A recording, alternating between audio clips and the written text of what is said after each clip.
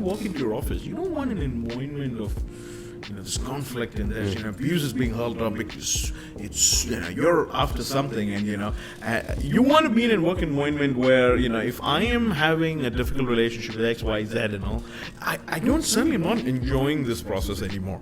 So that's where do you find this balance where you're like, hey, this is what I expect of you, and I'm going to keep pushing you. At the same time, we don't want to create this environment like we still need to go down, go grab a drink end of the day and enjoy, watch the soccer match and have fun. We need to get along, but you can't have that toxic environment where it's like, I wish I was never part of this. No, that's right. I mean, I think so it goes back to conflict as well. Like, there's healthy conflict where people don't take things personally. We're here to there's a mission, there's a vision here, right? So if there is some conflict, let's just talk about it. Don't take things personally. I mean, it's almost expected that conflict arises, healthy conflict, if there's going to be innovation, change, and high level of effectiveness.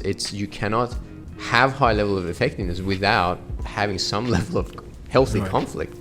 It's unhealthy when it becomes toxic. People have resentment. They don't have forgiveness. They don't have compassion. Take it personally. Absolutely. So the going back to culture, creating a culture of compassion, where everyone cares for each other. There's compassion. There's forgiveness. And these are qualities. These are human qualities that we can bring to organizations. It doesn't mean we don't have conflict, but when there is, people still have love for each other. There's compassion, there's forgiveness, and there's a vision. We're trying to do something great here together. It's not just about you and I. It's just about this something great. We go back to something bigger than us, bigger than our conflicts. So we accomplish things together, and move that direction. Now I want to lead the conversation to you as an entrepreneur. You're the CEO and the founder of Inspirational Management Australia. This has been since March 2011. So let's talk about your vision. Do you see yourself like, now that you've seen Qatar and the business environment here, yes, you came here as a fan, but good that we're having this conversation about business and leadership. Now, do you see yourself like expanding here in Qatar with all the infrastructure that you've seen and the potential that you might probably have, seen in the past few days that you've been here? I think it's a fantastic country, and there's so many opportunities here. And I think how I might be able to support and contribute is probably working with businesses. And in terms of their leadership needs and how to create that culture, a positive culture, autonomy supportive culture where their employees enjoy being in that environment. They thrive in that environment. They're productive. They're effective. They have high levels of well-being. They have high levels of engagement. And I think that education is not necessarily provided to many leaders. I think leaders go and start things because they have some kind of passion project or they have something, which is great because the vision's there. But they don't necessarily have the resources or education around how do they bring the best out of their people.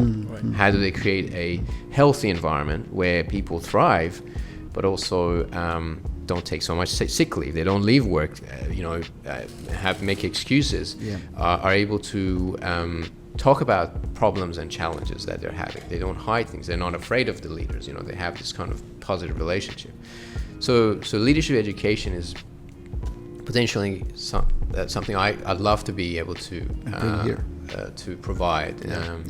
And I think there's a huge opportunity here in Qatar to create incredible organizations and businesses that thrive, bring people together because there's so much diversity here. There's something that can be leveraged in the right way.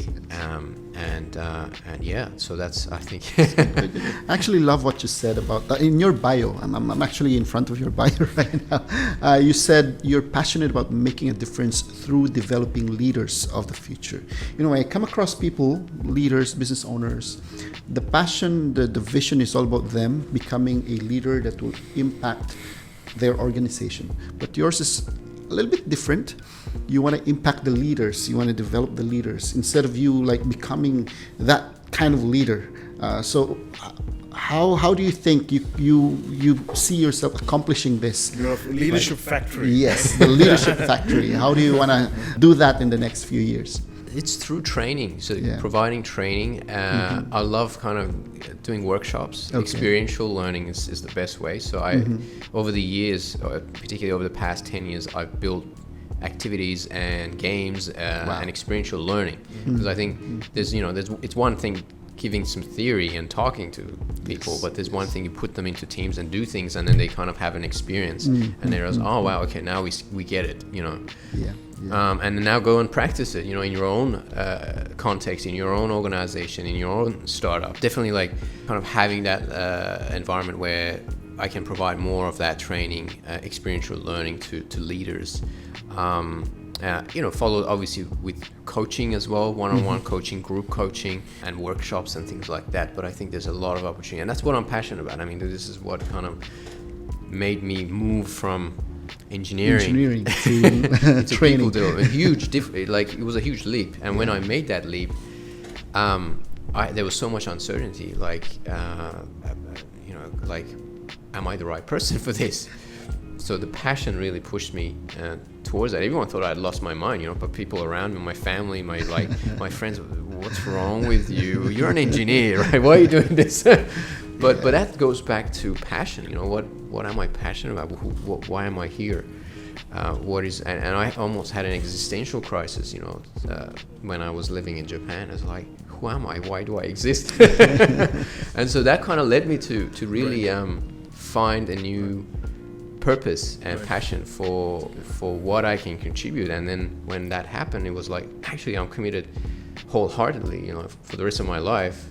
I committed to this. It's not just about survival, it's about service. So I felt like this is I'm going to give my life to this purpose of building others so that they can go and change the world in a positive way. Nice. From your perspective, what is in it for our business community, but as local as well as international? Why should they come down to Sydney or Melbourne, and what can they expect from Australia? From a whole, from Australia's business perspective? Well, the first thing is the beautiful weather there. Yes. But also, I think that's what we are doing both in Melbourne and Sydney is having these new startup hubs and entrepreneurial opportunities. We are not the same level as Silicon Valley, of course. We're not there yet, but it is an attempt. Our governments, both our state government and federal government, are beginning to support the entrepreneurial. Australia is mainly known for its resources, natural resources, oil,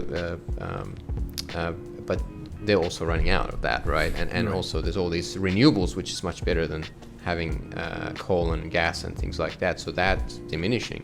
So we're really embarking on that support for entrepreneurs, new startups, technologies, that and innovation, so that we can have it's important for the future of Australia, really, essentially. And we are a diverse nation, so we inherently, like the United States, Canada, are a nation of migrants, and the diversity is embedded in fabric of our society, and that's diversity is important, and so and I think we're doing it well in a lot of ways. Right. There's always room for improvement everywhere, but I think those are the kind of components, and there's a lot of opportunity for us to learn as well from others. So I think that's what. I think on that note, we're way ahead of time. we're way ahead of time, but thanks a lot. Thanks for having you here. It was a very engrossing conversation, and a lot of things in my chest which I wanted to make it up. But that's why I was just really keen to know from what the other side of the world had to say, from your perspective, how you guys handle. No, thank you so much for having me. Thanks, real pleasure. Thank you so much. Thanks.